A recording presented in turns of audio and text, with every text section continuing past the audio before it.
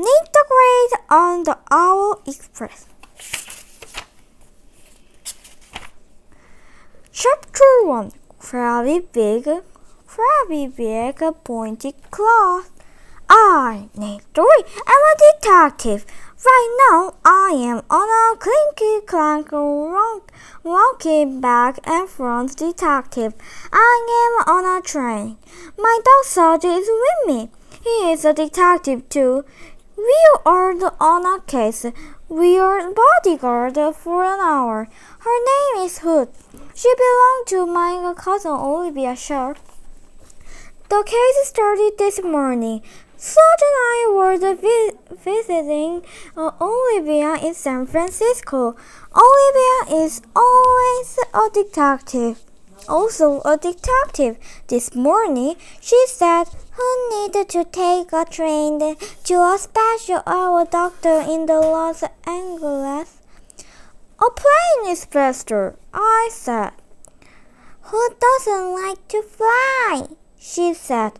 I, Nate 3, say that it's a good enough reason for an owl to see a doctor. Olivia tossed her ball around her neck. She always wore a ball. Glad you think so, she said. Then she tossed her ball around my neck. Look at me straight in the eyes, she said. You take a hold on the train for me. I knew I can count on you. Olivia pulling me over to a covered bird cage. She lifted the cover. I looked into two huge staring eyes. Then I saw a big cat, a curvy beak, and sharp pointy claws. What big eyes she has, I said. Yes, and she's easy to feed, Olivia said. She is nice.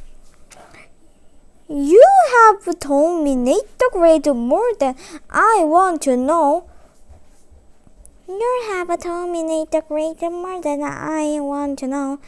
But Olivia wasn't finished. Chapter 2. Wanted a bodyguard.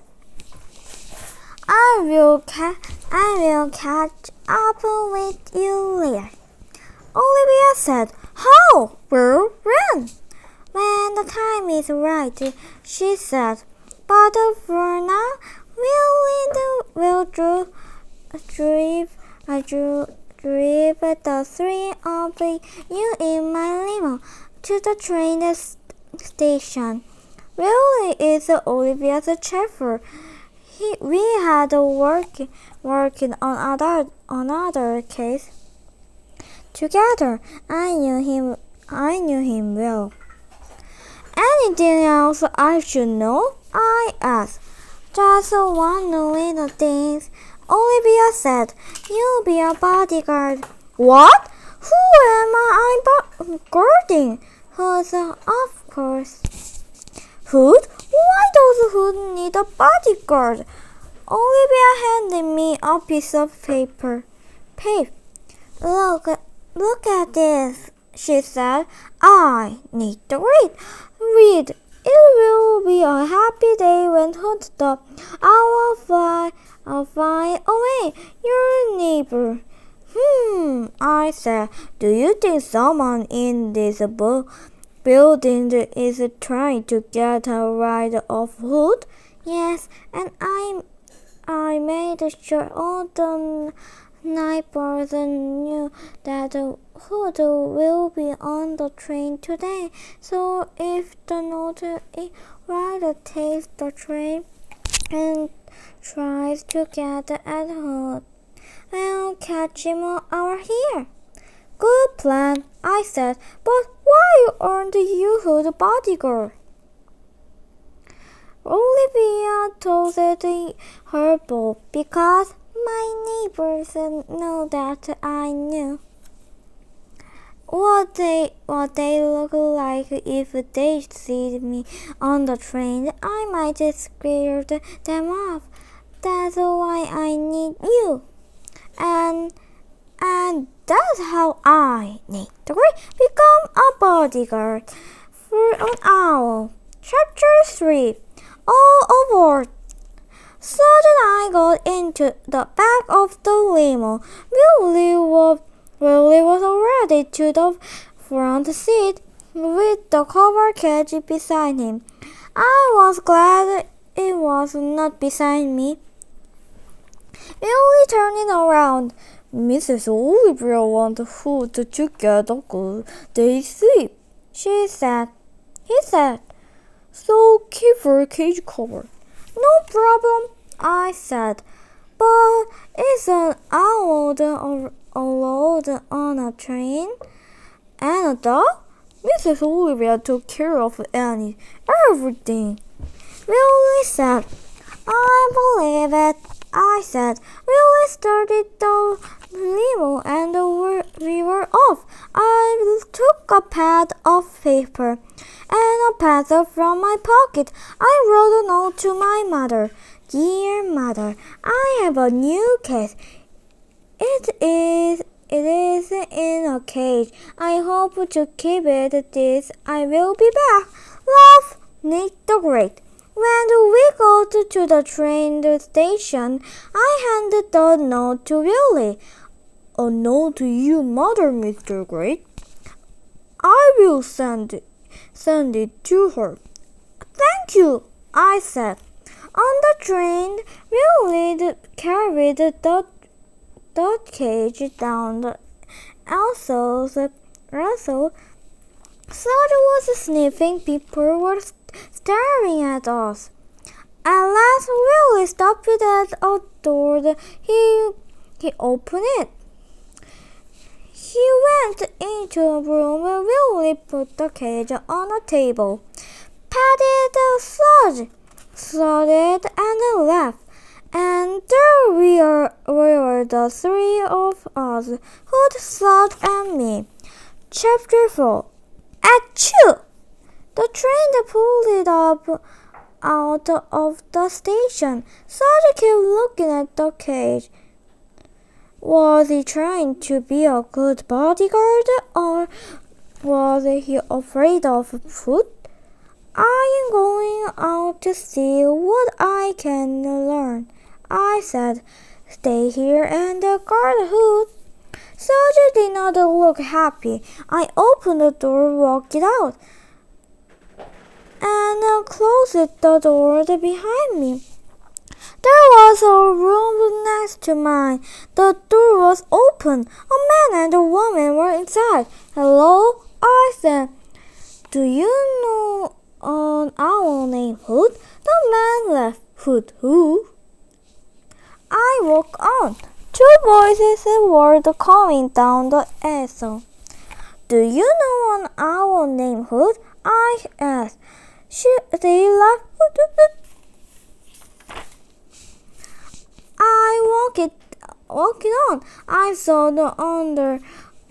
another open door. Inside, a lady was soaking her feet. Do you know an owl named Hood? I asked. Yes. She lives in my building. I see, I said. Is anyone else from your building on this train? Yes, two men. One is a musician. He's in the lawn. I don't know where the other man is. That's a question. Do you like Hood? The lady scratched on her face. She makes me sneeze. Dog, I'm about to sneeze right now.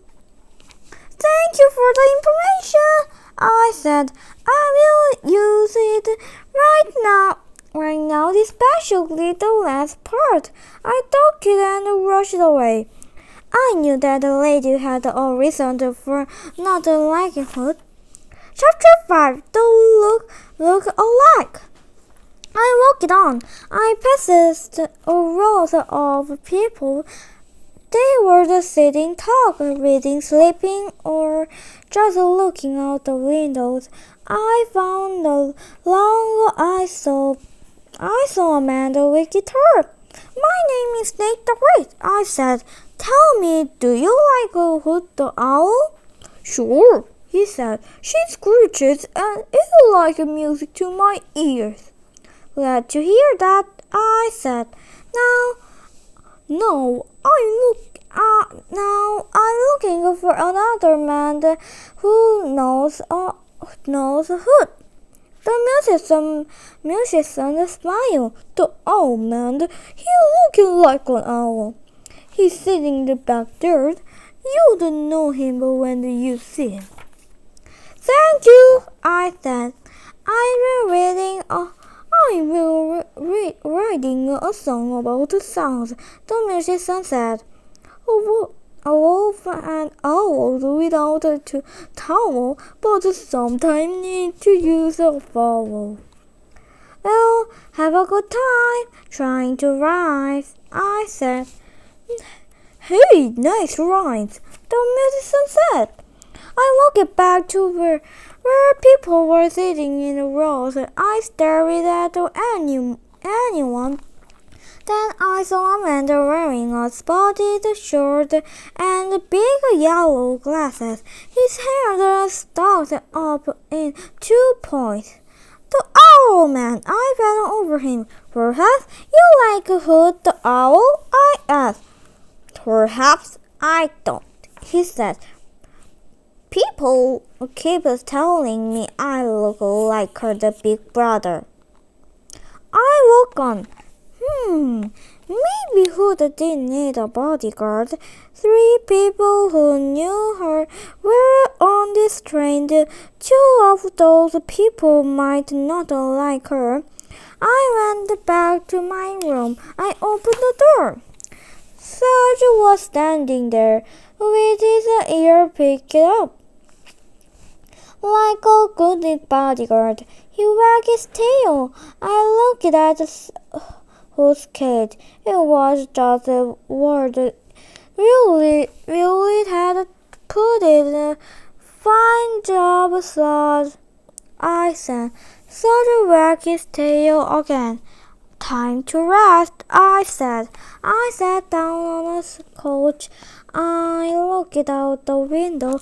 I saw trees going by and the mountains and the lakes all closed my eyes. Chapter 6, The Cage. I heard a voice. It belonged to my friend Annie. She was talking in rhymes. Do you know where you are? Take a big guess. You're asleep on this cave on our express. What was Annie doing on these trees? Then I heard a strange voice. It belonged to Elizabeth. She is the only strange person I know. She was also talking in rhymes. That's a snooze, fine clothes, try hard, bodyguard. I sat up suddenly. I, Nitori, had been asleep. Had I been working on the case in my dreams? Why didn't bad rhymes get into my dreams? Perhaps I was trying to give myself a clue. I looked at the cage. Was Hoot still asleep? Was she hungry? Was she happy? I, Nitori, hoped the answer were yes, no, and yes. I got up and walked to her cage. Willie had told me to keep it covered. He had told me to let her sleep. But I, Nitori, had a job to do. I lifted the cover. Who wasn't asleep or hungry or happy? She was gone! Chapter 7, Pancake Time. Had something happened while I was sleeping? Serge was standing by the door.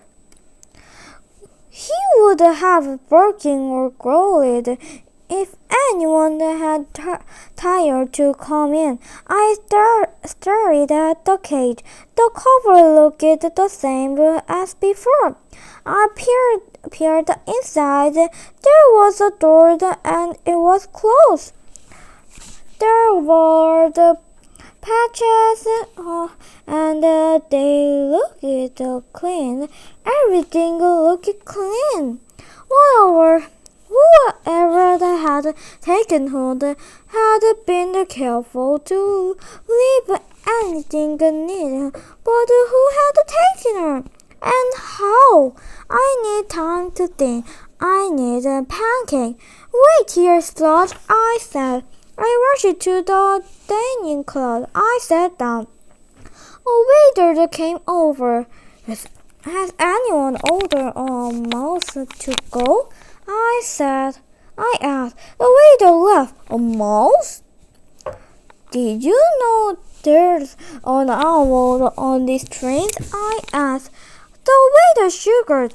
I heard the people talking about it, but nobody seems to have seen it. I need to agree. Was getting nowhere. No here. May I have some pancakes on one bowl, please? We have pancakes with a wonderful fruit syrup, the waiter said. Fine, I said. The food came fast. I stared down at it. The bowls looked normal, but my plates were dripping with syrup. Doesn't her look wonderful? The waiter said. No, I said. It looks like a soap made of syrup. The waiter smiled. This is a blanket of syrup. The pancakes are knocking in under it. Talking in? The pancakes are asleep? Never mind, I'm hungry. I ate and thought. Did I have any clues? Yes. My biggest clue was that such. Is a great detective. He had to keep wagging his tail, as if nothing had happened, as if no one had come into the room, and I had other clues. I finished my pancakes, put the bowl in my pocket, and walked back to my room. I opened the door, saw the wag his tail. I gave him the bone. We have solved the case, I said. I picked up the owl cage. This cage is clean, no starry feather, a bit of a passes on anything. This is a new cage. Never use it. Also, a waiter told me that nobody seemed to have seen the owl. I need to say that nobody included us. You and I never saw who's in this cage, because she was never in it. Chapter 8. Side takes. I sidetracked. So you look at the puzzle. You're right, I said. We have not solved the case. We still don't know who wrote the note, and we don't know why Olivia wanted us to guard an empty cage and planned it this well. She didn't want me to look in the cage, but that's why I was told that Holt needed a good day asleep. She told me about the mice to make sure that I wouldn't try to feed Hood. And now, here we are. You, me, and an empty cage. On a train on the way to Los Angeles. Olivia said she would catch up with us. Who could she be sure of that? I knew the answer. Such a nice stretched out on the couch. Good detectives know when to take action and when to wait. This was a time to wait. We waited and let a piece of paper was slipped under our doors. I picked it up. There was a message on it. Only be a sharp here in the private card at the end of the trade. Since you are a great detective, you have figured out. A. I have been on this train all the time. B. You are a bodyguard for a decoy. Come on, Sarge, I said. Sergeant was Sergeant, I walked to the last card. I knocked on the door. Come in, Olivia called it. Claude and I walked in. Olivia was sitting behind a huge desk with a computer, a telephone, and piles of paper. I'm at work, she said. I'm writing on the report on my last 5 cases. Where is Hood? I asked. Hidden on the tray. Olivia said, Why didn't you tell me the cage was empty? I asked. Olivia told her boss, because I knew that you and the sergeant would not have to guard something that had nothing. Good thinking. Oh, Olivia stood it up. So, did you find out who wrote the note? Yes, but Sergeant, I must leave you. We will be back soon. Chapter 9. The Great Train Detective. Sergeant and I were back in 10 minutes with the lady with a very clean fit, the musician, and the owl man. Everybody, please sit down, I said. I turned to the lady. Who makes you sneeze? But you sneezed when I was with you, and who wasn't? So other things must make you sneeze too. Yes, she said. Turnips, glues, panties, dirty feet, cats, chewing gums, anything pink, fresh air, and a spider.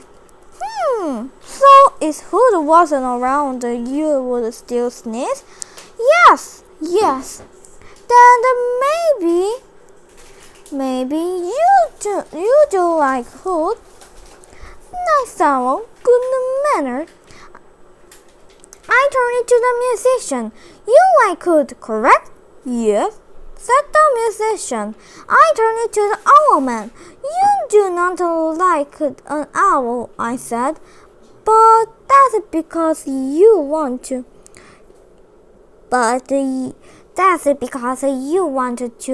You were the spot is short. You carve your hair into 2 points, and you wear the yellow glasses. You like looking like Hood. I need to say that none of you have a reason for writing a travel note about Hood. Then I turned to the musician. You wrote the note. What? The musician stood up. I did not write a travel note. I like owls. I believe you, I said. Olivia walked up to me. Did you solve this case or not? She asked. Yes, I need to say that the note was a get-well note. Olivia pulled the note out of her pocket. He said that it will be happy day when whose the owl fly away. How can that be a get-well note? I turned to the musician again. You have a little trouble writing rhymes, right? Yes, and I needed something to rhyme with the day. It was a good, friendly note. I need to say that the thing that look good to somebody can look troubled to somebody else. Today I was a seabird served found that looking good to the waiter and bad to me. I turned to Olivia and of the case who is safe. Olivia tossed the board into the air. You were the fabulous, she said. No, I said. Exactly, I was only great. The board landed on the sledge. I'll give you anything you want, Olivia said. Make a list. Make a list. I reached into my pocket. Such and I came prepared, I said. I handed Olivia a piece of paper. Now tell me exactly where who is, I said. She's down on the train, Olivia said. Suddenly I knew Olivia had given me a clue I did not want. Serge and I went back to our room and sat by the window. We were not alone. The end.